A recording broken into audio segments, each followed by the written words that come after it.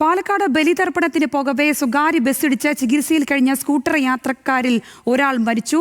മാങ്ങോട് സ്വദേശി രവിയാണ് മരിച്ചത്. പരിക്കേറ്റ രവിയുടെ സഹോദരൻ പ്രസാദ് ഗുരുതരാവസ്ഥയിലുമാണ്. അജിത് ബാബു കൂടുതൽ വിശദാംശങ്ങൾ നൽകും.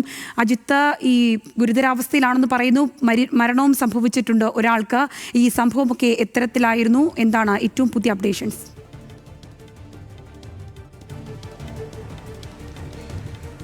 ഇന്ന് രാവിലെ 5:50 ഈ അപകടം നടക്കുന്നത്. പാലക്കാട് ചെറുപ്പളശ്ശേരി സംസ്ഥാന പാതയിൽ കുളക്കാട് വളവിൽ വെച്ചിട്ടാണ് ഇത്തരത്തിൽ ബസ്സുമായി ഇവരുടെ സ്കൂട്ടർ കൂട്ടിയിടിക്കുന്ന സാഹചര്യം ഉണ്ടാകുന്നത്. ഇത്തരത്തിൽ ഈ രണ്ടുപേരും സഹോദരങ്ങളായിരുന്നു. അതിൽ ഇപ്പോൾ രവിയുടെ മരണം, 45 വയസ്സുള്ള രവിയുടെ മരണമാണ് സംഭവിച്ചിരിക്കുന്നത്.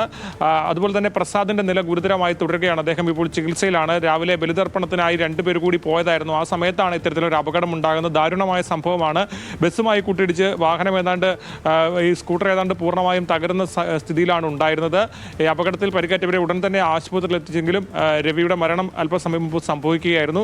പ്രസാദിന്റെ നില ഇപ്പോഴും ഗുരുതരമായി തുടരുകയാണ്. ശരി അജിത്.